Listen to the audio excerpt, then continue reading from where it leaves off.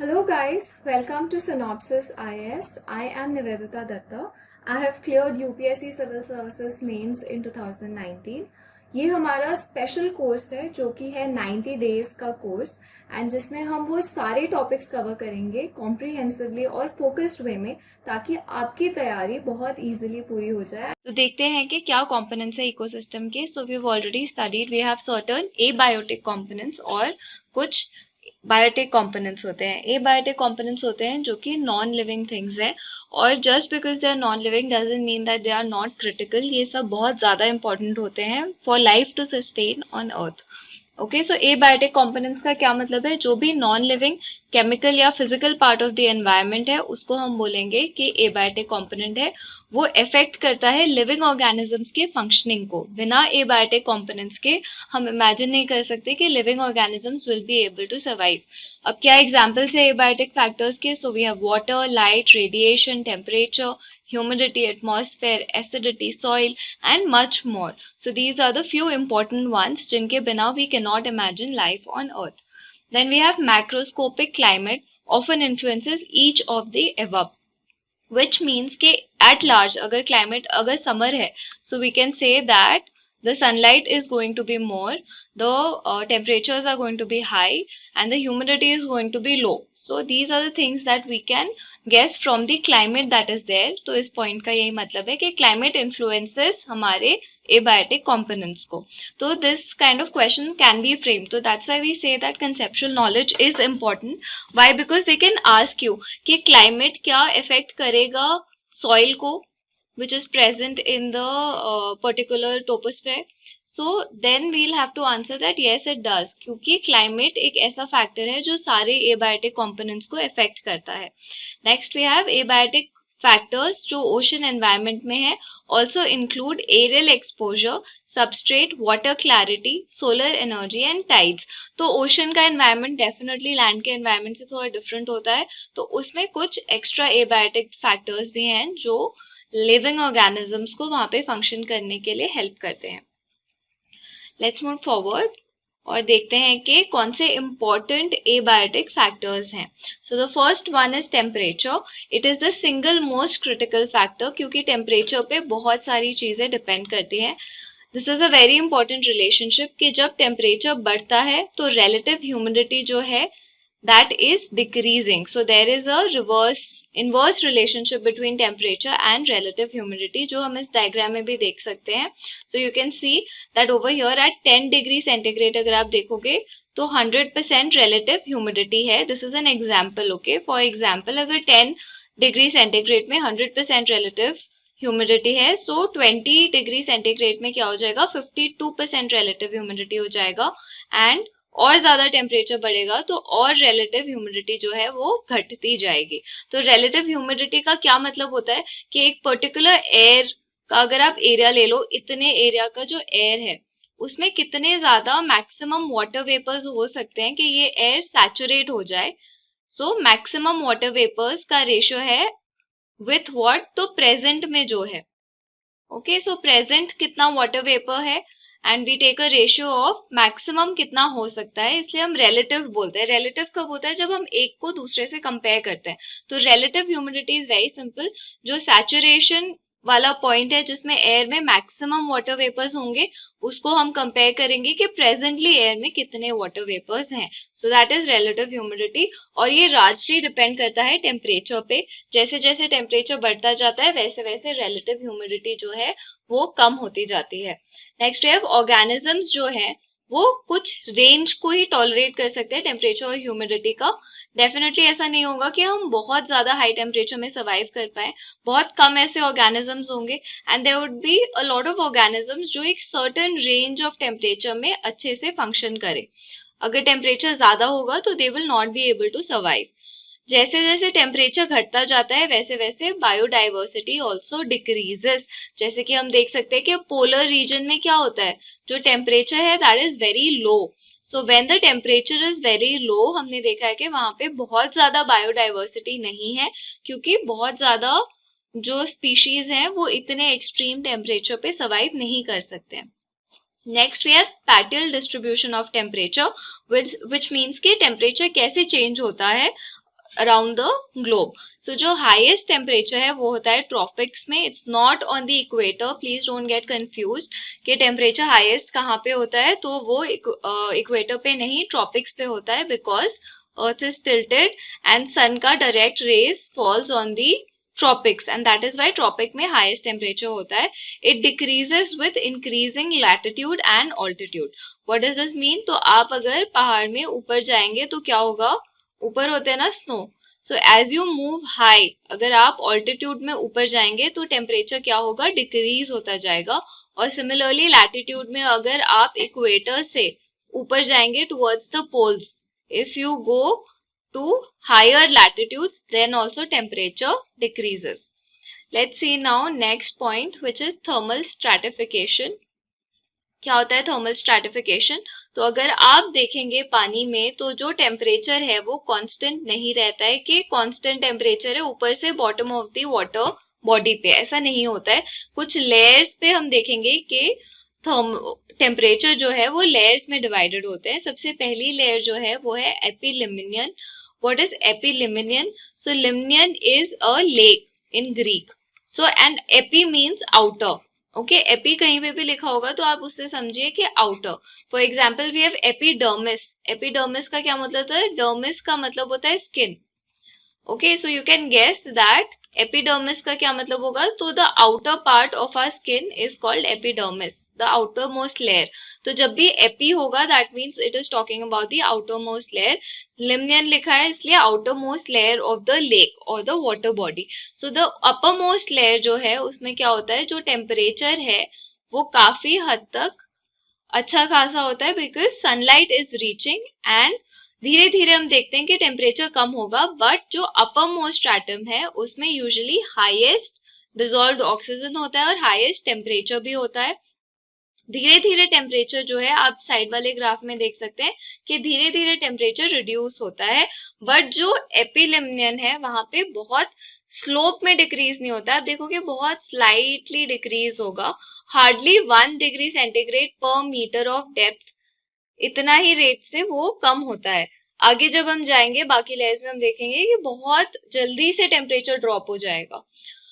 So it literally means upper lake. This stratum contains मोर और less uniformly warm water होता है, uniformly, and ये water circulate करता रहता है और टर्ब्यूलेंट वाटर होता है. टर्ब्यूलेंट वाटर इज जहाँ पे काफी सारे वेव्स बनते रहे, दैट इज कॉल्ड टर्ब्यूलेंट. तो ऊपर वाला जो लेयर है वो टर्ब्यूलेंट होता है एंड उसमें काफी यूनिफॉर्मली वार्म टेम्परेचर होता है, सडनली ड्रॉप नहीं होता है टेम्परेचर का. अब नेक्स्ट लेयर में आते हैं हाइपोलिमिनियन.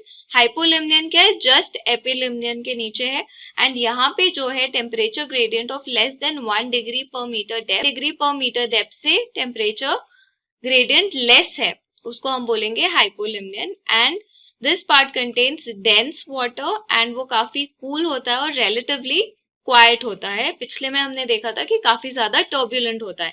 Next we have metalimnion. Metalimnion layer कौन सी होती है? It is basically a transition and it is marked by thermal change between epilimnion and hypolimnion. Middle layer of the lake होता है ये. द टर्म थर्मोस्लाइन अब देखते हैं. थर्मोस्लाइन का क्या मतलब होता है?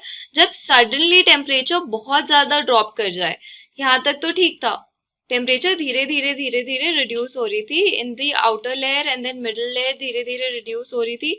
But suddenly when the temperature drops that is when we call के वो थर्मोस्लाइन है. उस लेयर को हम बोलेंगे थर्मोस्लाइन जब सडनली टेम्परेचर रिड्यूस हो गया. So term thermocline refers to the plane और surface with maximum rate of decrease of temperature. The depth at which thermosline is formed वो अलग अलग होता है. It is not fixed but it is determined by degree of solar heating. अब polar regions में है तो बहुत जल्दी थर्मोस्लाइन आ जाएगा within a few meters.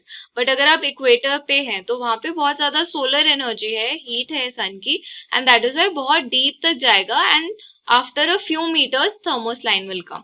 So this is what this point means. So हमने पहला इंपॉर्टेंट एबायोटिक फैक्टर पढ़ लिया है विच इज टेम्परेचर. एंड हमने डिफरेंट लेयर्स भी देखे जिसमें टेम्परेचर वेरी करता है in water and in land as well. अब नेक्स्ट एबायोटिक फैक्टर है हमारा water. Water is one of the most critical abiotic factor. Why? Because जो life है that started in water. I hope you know this that 3.5 million years ago जो पहला living organism आया था वो water में ही आया था, and that is why water is very important. Earth is called blue planet and it is habitable because we have water on Earth, right? Then majority of biochemical reactions जो होते हैं वो aquatic medium में ही होते हैं. हमारे जो life sustaining अंदर के biological reactions हैं वो water को ही medium लेते हैं, and that is why water is very important. और source क्या है water का? तो precipitation है. So we have rain, snow, sleet, drizzle, hails. तो इन सब से जो है water हमारे atmosphere में वापस से आता रहता है, बायोस्फीयर में वापस से आता रहता है. So this is how we get water. अगला पॉइंट देखते हैं. तो स्ट्रैटिफिकेशन देखेंगे, जैसे हमने टेम्परेचर का देखा था वैसे ही हम देखेंगे वाटर का भी. तो लाइट पेनिट्रेशन मतलब कितना लाइट पानी में अंदर जा रहा है उसके बेसिस पे हमने वाटर में लेयर्स किए हैं. The first zone is littoral zone. Littoral zone वो होता है जो कि बिल्कुल पास में, आप इस फिगर में देखिए तो एकदम वाटर बॉडी जहां शुरू होती है लैंड के बिल्कुल पास वाला जो रीजन है उसको हम बोलते हैं लिटोरल, जहां पे प्लांट हैबिटेट होते हैं, काफी सारे प्लांट्स होते हैं इस एरिया में. It is found at the banks near shallow water. जो नेक्स्ट हमारा है वो है लिमेंटिक. तो ये हॉरिजॉन्टल स्ट्रैटिफिकेशन हम पढ़ रहे हैं. एकदम लेक के पास हुआ तो लिटोरल, बिकॉज आपने ये पढ़ा होगा न्यूज़पेपर में भी काफी बार ये वर्ड यूज होता है, Indian ocean littoral, which means that touching the ocean, touching the Indian Ocean. तो littoral का मतलब होता है literally that it is touching the water body. तो littoral zone कौन सा हुआ? जो एकदम water body के पास वाली land है, that is littoral. Next is limantic. Limantic means open water. तो ये middle zone होता है, इसमें भी काफी अच्छी सनलाइट आती है and it is away from the shore, इसलिए हम इसको ओपन भी बोलते हैं. शोर के पास वाला तो लिटोरल हो गया, दूर वाला जो है जो ओपन है लैंड के पास नहीं है दैट इज लिमेंटिक. बट इसमें भी काफी ज्यादा सनलाइट होती है, वेल लिट होता है. जो थर्ड जोन है जो कि नीचे है, you can see over here is profundal zone which is also called deep water. तो यहाँ पे कोई लाइट नहीं पहुंचती है, no light reaches and that is why it's called profundal zone. And you can see over here thermos मतलब जहां पे टेम्परेचर रैपिडली डिक्रीज हो गया बिल्कुल, that is called thermos line, and उसके नीचे है हमारा प्रोफंडल जोन. अब लाइट पेनिट्रेशन में और भी हम क्लासिफिकेशन देखेंगे. We have photic, aphotic. Photic zone कौन सा होता है? जहां पे लाइट पहुंच रही है. एफोटिक जोन होता है जहां लाइट नहीं पहुंच रही है. तो लाइट कहाँ नहीं पहुंचती है? प्रोफंडल जोन में लाइट नहीं पहुंचती है. तो ये पूरा जो एरिया है ऊपर वाला दैट इज फोटिक, एंड जो प्रोफंडल जोन है जहां लाइट नहीं पहुंचती है that is called aphotic zone. And next is neritic zone. So neritic zone is also important. तो इसमें क्या है? जो मिडल ऑफ द वाटर है उसको बोलते हैं हम नेरेटिक. तो over here you can see this diagram over here, neritic. So it is also called coastal waters, और ये वो जोन है ओशन का जहां पे सनलाइट बॉटम तक पहुंचती है, ओके, लैंड तक पहुंचती है. इस फिगर से आप समझ सकते हैं कि जो नीचे ओशन फ्लोर है, जो जोन वाटर बॉडी का ऐसा होगा जहां पे सनलाइट बिल्कुल ओशन फ्लोर तक पहुंचेगी उसको हम बोलेंगे neritic zone. Okay, let's move forward. अभी हमने देख लिया टेम्परेचर एंड वाटर. नेक्स्ट जो इम्पोर्टेंट है वो है सनलाइट, क्योंकि बोथ टेम्परेचर और वाटर में हमने लाइट के बारे में बात की, सनलाइट के बारे में बात की. सन जो है वो मेजर सोर्स ऑफ एनर्जी है. Without sun we can not think that earth will survive, right. Chemical energy जो है it's a source of that also. In deep waters also we see that chemical energy is present, because of which without photosynthesis also some organisms are able to survive. Energy determines the distribution of organism in the environment. जहां बहुत ज्यादा energy होगी वहां पे different types of biodiversity होगी, और जहां पे कम एनर्जी होगी, जैसे कि पोल्स में सनलाइट कम है, एनर्जी कम है, तो दैट इज व्हाई हम देखते हैं बायोडाइवर्सिटी काफी कम है. अब इरेडिएशन क्या होता है? तो इसमें रेडिएशन है, राइट, रेडिएशन. इट मीन्स के process or fact of irradiating or being irradiated by exposed to radiation. मतलब जो सन है उसकी कितनी रेडिएशन हमारे पास आ रही है अर्थ पे, that is called irradiation. Next important term is albedo, जिसपे काफी क्वेश्चंस भी पूछे जा चुके हैं. एल्बीडो वो होता है जो कि रिफ्लेक्ट कर रहे हैं हम. सो दिस इज अर्थ सरफेस.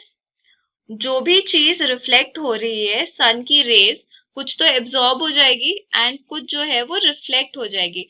तो जो रिफ्लेक्शन हो रहा है उसको हम बोलते हैं albedo. Some people get confused in this कि क्या है albedo, whether it is absorbed और it is reflected. So it's important to remember कि एल्बिडो होता है रिफ्लेक्शन। एल्बस वर्ड से एल्बिडो बना है which means white. Okay, so white body कैसी होती है, जो पूरा रिफ्लेक्ट कर दे, और ब्लैक बॉडी होती है जो पूरा एब्जॉर्ब कर दे। तो आप इससे याद रख सकते हैं कि एल्बिडो का मतलब होता है व्हाइट। व्हाइट सरफेस वो होती है जो रिफ्लेक्ट करती है, दैट इज व्हाई एल्बिडो का मतलब है कि कितना रिफ्लेक्शन है। Okay, let's move forward and see के एल्बिडो का और क्या मतलब है। तो it refers to whiteness, I have already discussed this. And 0 का मीनिंग होता है ब्लैक एंड 1 मीनिंग व्हाइट।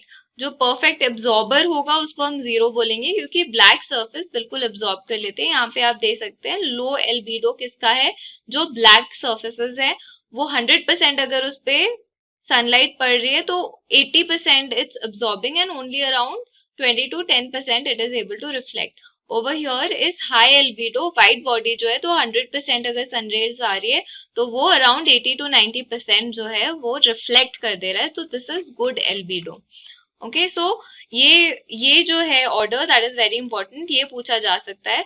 सो इस ऑर्डर में देखते हैं कि सबसे ज्यादा जो एल्बिडो कम है, मतलब सबसे ज्यादा एब्जॉर्ब कर लेता है सनरेज को, वो है हमारी सॉइल। उसके बाद है sand, grass, crops. Okay, you can remember it in this order: soil, sand, grass, crops, tundra. Tundra region is the cold वाला जो एरिया है, जो वेजिटेशन बिल्कुल अपर लैटिट्यूड्स में है, वहां पे हम टुंड्रा वेजिटेशन बोलते हैं। So tundra, then we have forest, deciduous forest, coniferous forest. तो ये आपको डिफरेंस पूछा जा सकता है कि एल्बिडो किसका ज्यादा है, कॉनिफेरस का या फिर डिसीडियस फॉरेस्ट का। तो डिसीडियस फॉरेस्ट का जो है एल्बिडो ज्यादा है। और ये है हमारा सबसे इंपॉर्टेंट पॉइंट कि जो एल्बिडो सबसे ज्यादा है वो है फ्रेश स्नो का, विच इज 0.95, मतलब it is almost close to perfect black body. So fresh snow जो है वो सबसे ज्यादा रिफ्लेक्ट करता है। And finally we have clouds. Clouds में भी जो थिक क्लाउड्स हैं वो ज्यादा रिफ्लेक्ट करती हैं, और जो थिन क्लाउड्स हैं वो कम रिफ्लेक्ट करते हैं। So this is very important, please keep revising this. Okay, let's move forward and see के नेक्स्ट इंपॉर्टेंट क्या है हमारे लिए। तो वी हैव सॉइल, जो कि नेक्स्ट इंपॉर्टेंट एबायोटिक फैक्टर है। अभी तक हमने क्या क्या पढ़ लिया, temperature we have studied water, और हमने नेक्स्ट पढ़ लिया लाइट। अब हमारा चौथा है which is soil. So soil क्या होता है, it is a mixture of organic matter, minerals, gases, liquids. और ये कैसे बनता है, तो सॉइल फॉर्मेशन के प्रोसेस को हम बोलते हैं paedogenesis. Soil is पीडो। Okay, so paedogenesis means formation of soil. और क्या क्या इंपॉर्टेंट फैक्टर्स है, तो उस एरिया में जो पेरेंट मटेरियल है, रॉक है, सिल्ट है, उसको हम इंपॉर्टेंट फैक्टर मानते हैं। क्लाइमेट, टोपोग्राफी, ऑर्गेनिजम्स और टाइम, ये सारे फैक्टर्स हैं जो कि सॉइल के फॉर्मेशन में हेल्प करते हैं। और सॉइल है जो कि बहुत ज्यादा plants को survive करती है, and it is plants which are the primary producers, and that is why soil is very important. soil की properties is very important, and exam में भी ये question पूछा जाता है कि soil की properties के बारे में, कि इससे अगर बहुत ज्यादा बारिश होगी तो क्या salinity soil की increase होगी या decrease होगी, and कहाँ पे organic matter ज्यादा है, कहाँ पे कम है। so these kind of questions are asked on soil. so soil is very important exam perspective से भी। और earth body of soil is known as pedosphere. Okay, जैसे लिथोस्फेयर होता है वैसे ही जो पीडोस्फेयर है वो वाला एरिया है हमारे लिथोस्फेयर का जिसमें सॉइल है। Okay, let's move forward. Next is, अभी सारे हमने एबायोटिक कंपोनेंट्स पढ़ लिए जो इंपॉर्टेंट थे। अभी बायोटिक कंपोनेंट्स पढ़ेंगे। तो बायोटिक कंपोनेंट्स क्या होते हैं, जो हमारे लिविंग थिंग्स है, for example plants, animals, humans, micro organisms also. So these are biotic components. सबसे पहले देखेंगे प्राइमरी प्रोड्यूसर्स। प्राइमरी मतलब सबसे पहले कौन प्रोड्यूस करता है। प्राइमरी प्रोड्यूसर्स को हम ऑटोट्रॉफ्स भी बोलते हैं। ऑटोट्रॉफ्स क्या होता है, जैसे वर्ड है ऑटोमेटिक, मतलब खुद से जो हो जाता है। सो सिमिलरली ऑटोट्रॉफ्स मतलब जो खुद से अपना खाना बनाते हैं, तो they are called self nourishing. ये यूजुअली जो है ग्रीन प्लांट्स होते हैं जो कि प्राइमरी प्रोड्यूसर्स होते हैं, और कुछ सर्टेन बैक्टीरियाज और एल्गी भी है जो कि फोटोसिंथेसिस कर सकते हैं। ये खुद का फूड खुद सिंथेसाइज करते हैं। They need what, they need presence of sunlight, इसलिए इसको फोटोसिंथेसिस बोलते हैं, क्योंकि सनलाइट के प्रेजेंस में ही प्लांट्स अपना खाना बना सकती हैं। कैसे बनाती हैं? तो इनऑर्गेनिक जो रॉ मटेरियल है, एटमॉस्फेयर से लेके, सॉइल से लेके, मिनरल्स लेके, ये अपना रॉ मटेरियल को कन्वर्ट करते हैं to carbohydrates by using sunlight. This is called photosynthesis. अब प्राइमरी प्रोड्यूसर्स के बाद हम किस पे आते हैं? We come to consumers. Consumers कौन होते हैं? जो कंज्यूम करते हैं, जो खाते हैं। तो कंज्यूमर्स को हम हेट्रोट्रॉफ्स या फिर फैगोट्रॉफ्स भी बोलते हैं। फैगो का क्या मतलब होता है? जो दूसरों के ऊपर डिपेंडेंट हो और दूसरों से नरिशमेंट ले। तो फैगोट्रॉफ्स कौन होते हैं? Other nourishing. Okay, then we have consumers are incapable of producing their own food. अगर वो खुद का खाना बना लेते तो वो ऑटोट्रॉफ्स में आ जाते, प्राइमरी प्रोड्यूसर्स होते। कंज्यूमर्स का मतलब ही यही है कि वो अपना खाना इनकेपेबल है खुद बनाने के। Then we have macro consumers. Macro consumers यानी कि बड़े कंज्यूमर्स, ओके, जो लार्ज साइज के होते हैं। उनमें भी क्लासिफिकेशन है। सबसे पहले है herbivores. These are primary consumers. Consumers में भी जो सबसे पहले प्लांट्स खाते हैं, those are called herbivores, for example cow. Okay, next we have secondary consumers, जो कि प्राइमरी कंज्यूमर्स को खाते हैं, उनको हम बोलेंगे secondary consumers. For example wolf, जो कि एनिमल्स को खाए, that is called secondary consumers. Then we have carnivores which consume animals, for example lions, and we have omnivores जो both plants and animals को consume करते हैं। तो carnivores and omnivores are both part of secondary consumers. Okay, a quick revision, macro consumers कौन से हैं? We have herbivores जिनको हम primary consumer भी बोल रहे हैं। Then we have secondary consumers जिसमें हमारे पास है carnivores और omnivores. Okay, let's move forward. तो माइक्रो कंज्यूमर्स कौन होते हैं? मैक्रो मैंने आपको बताया था, जिसके लार्ज साइज है उनको हम मैक्रो बोलते हैं। माइक्रो आर माइक्रो ऑर्गेनिज्म जो कि बहुत स्मॉल साइज होते हैं। These are also called saprotrophs. Okay, saprotrophs या फिर इनको डीकम्पोजर्स भी बोला जाता है। डीकम्पोजर्स कौन होते हैं? जो कि डेड ऑर्गेनिक मटेरियल पे फीड करते हैं। So they obtain energy and nutrients by decomposing dead organic substances. For example, we have bacteria and fungi जो कि decomposing organisms को खाते हैं. Those are called decomposers. Okay, they are also called saprotrophs. Then soil organisms भी होते हैं कुछ जो कि dead चीजों को खाते हैं, but they do not convert organic to inorganic. So those things are called detrivorous, and examples are earthworm, nematodes and arthropods. So what is the difference between decomposers and detrivores? तो यही difference है कि जो decomposers हैं वो dead material को feed करते हैं and they convert this organic into inorganic, okay, through their chemical reaction. But जो detritus feeders होते हैं वो बस खाते हैं उसको and they do not convert it into inorganic. So we have earthworm, nematodes and arthropods which are detritus. Okay, now let's see these prelims 2013 ka question which asks which refers to the food chain of the ecosystem. Which of the following kinds of organism is known as decomposer? First is virus, then we have fungi and bacteria. So I hope you know this because we have already discussed कि जो decomposers हैं वो bacteria और fungi हैं. So we have 2 and 3 as the answer B and not virus. Virus जो है वो dead पे नहीं, अभी कोरोना वायरस चल ही रहा है. So we all know कि जो वायरस है वो dead organic material पे नहीं होते हैं, right? So fungi and bacteria is the answer. So that is all for this lecture. Next lecture में हम start करेंगे biodiversity. Thank you.